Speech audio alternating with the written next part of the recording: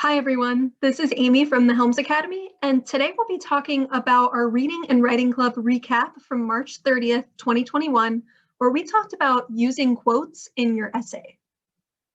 So the first question is, why should you use a quote in your essay writing?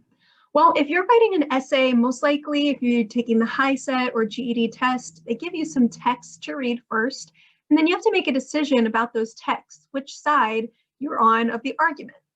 Now, when you do that, it's a really good idea and very important in the scoring to include information that you learn from the texts. And one way to do that is by taking direct quotes from the text that you read so that you can include them in the body of your essay as part of your evidence. So today we'll look at what kind of quotes to pick, and then what do we do when we pick them and how do they become integrated into the text. So when you're picking a quote, know that quotes should be especially well written and well said. Don't just pick anything that kind of generalizes or that is not super beautifully written. Pick things that are really well written so that they stand out to you. You'll also want things that show interesting information like statistics, facts, and figures. And you want your quotes to be compelling so that they have something to show to the audience, that it really conveys that the audience should change their opinion on this or believe that this is true. But they should also be brief, maybe one sentence, maybe two, but you certainly don't want to quote an entire paragraph. Now, when using a quote, you'll need three things. You'll need an introduction for your quote, proper punctuation, and an explanation of the meaning or significance of that quote. So, as we look through, we're going to see some examples of this, some ways to put this together, and then we'll do a little bit of practice at the end. So when introducing a quote, you start with some sort of introductory phrase. So here we have the letter X, that's standing in for whether you're talking about the author, the article, the book, the passage. So you could say X says or writes or states or argues that. You could say according to X, being the author, the article, or the book or the passage makes it clear that. So you can fill in whatever you're talking about, whether it's a speech, an author, an article, a book, into where it says X. And then the rest of the information can stay. Now, there are so many more ways to introduce a quote, but these are just three that you can keep in your pockets. You have them easily accessible, and you can remember, on short notice when you need to kind of write something quickly, like on the HiSET or GED test where there's a timer.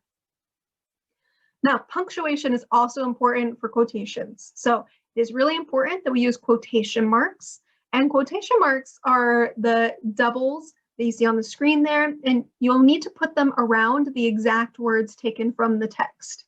If it's not the exact words from the text, then you don't need to include quotation marks, but you do need to indicate that you learned that information somewhere else and put it in your own words. For the comma, you put that after an introductory phrase before the quotation marks, unless you use the word that. So you can see the examples at the bottom.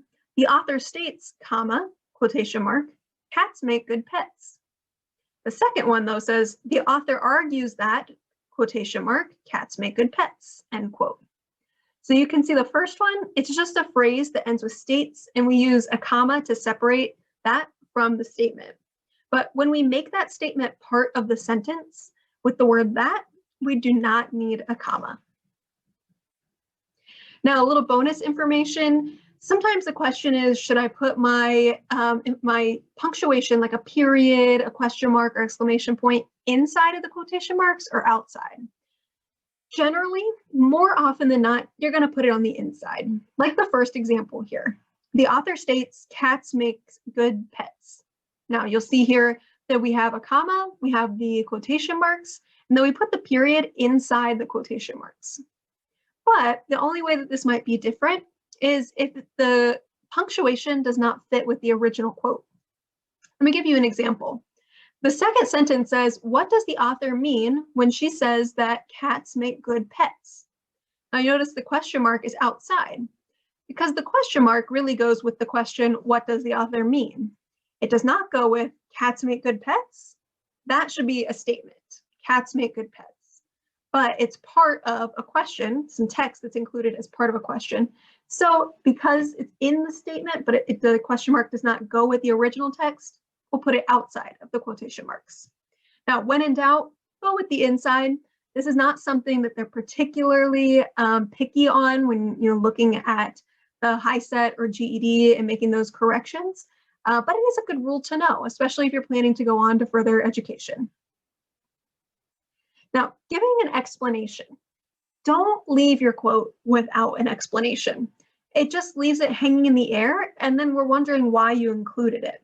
So it's always important, even if you think it's obvious, to give an explanation of why you included that quote and what it has to do with your argument. So if we put all this together, I'm going to give you an example from a HiSET practice test that was released a few years ago. And in that original text that was read before the essay, it talks about the importance of dog parks. So in this one, it says, when New York City started allowing dogs off leash in dog parks, dog bite reports went from 40,000 to fewer than 4,000 per year. So that's what was originally in there, and I would like to use that as a quote.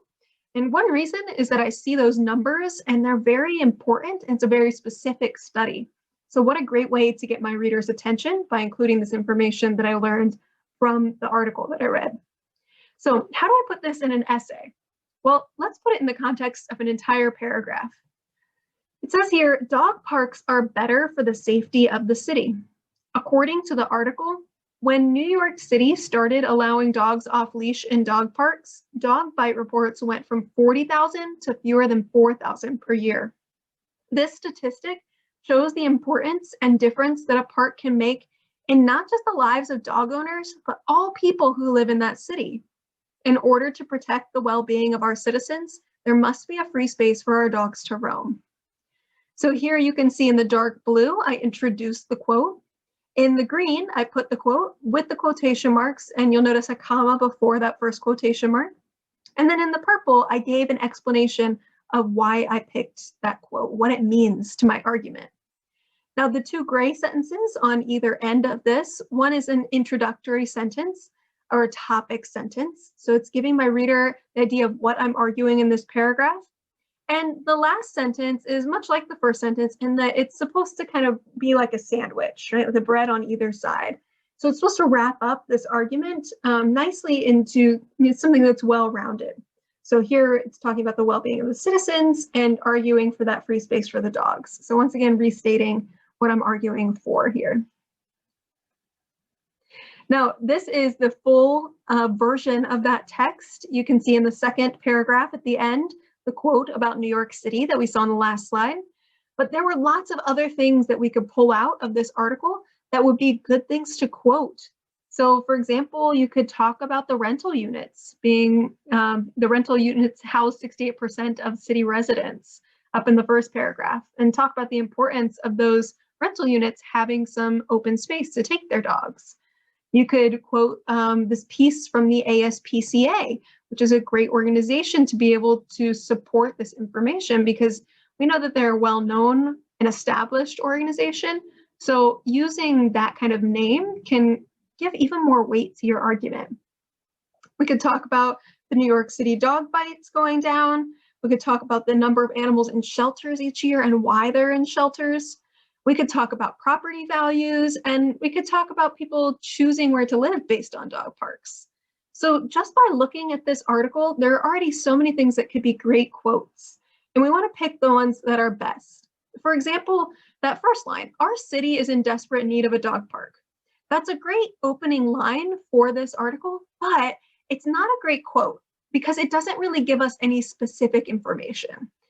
That would be more like our central argument that we put in our own words, and then we would use these statistics and other things to really beef up our arguments. Now, we're going to look at another practice, and just as a reminder, every one of these should have an introduction for the quote, proper punctuation, and an explanation of the meaning or significance of the quote. So let's go through and look. So for the first one, the original text says 37% of Americans who own dogs look for a dog park when choosing where to live. In an essay, I might put it like this. As the article states, an introduction, comma, quotation mark. 37% of Americans who own dogs look for a dog park when choosing where to live, quotation mark. Now I need to give an explanation. This statistic shows that dog parks are significant because homeowners are looking for a place for their dogs to play. This improves property values. So when I put all of this together, we have a great quote and an explanation of why that quote is important. And here we even included 2 sentences to help explain the quote. Here's another example. According to the ASPCA, dogs that don't get exercise can act out by barking and destroying things at home.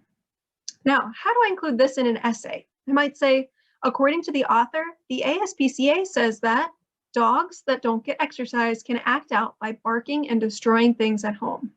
Now, you'll notice here I gave an introduction with both the author and the ASPCA, since it's important to acknowledge both. And I use the word that, so I don't need a comma before my quotation marks. Now for my explanation. For this reason, it's very important for there to be a safe outdoor space for dogs to move freely. Now, for our last example, it says, in one 2013 study, researchers reported that 65% of owners who left their dogs at shelters blamed it on their dog's bad behaviors. Now, if I want to use this in my essay, I could say the author notes, comma, in one 2013 study, researchers reported that 65% of owners who left their dogs at shelters blamed it on their dog's bad behavior. And you'll notice all of that is inside quotation marks. Now, to wrap that up, I say to reduce the number of dogs left in our animal shelters, the city must offer a safe and accessible space for them to thrive. So with each of those, we've taken a quote, we've introduced it and put the punctuation around it, and then we've added a statement at the end to explain where it comes from. It's a great strategy to be able to use on your essays as you're tackling these HiSET and GED and even the TASC writing tests. Thank you so much for joining me today for this video, and good luck on your writing test.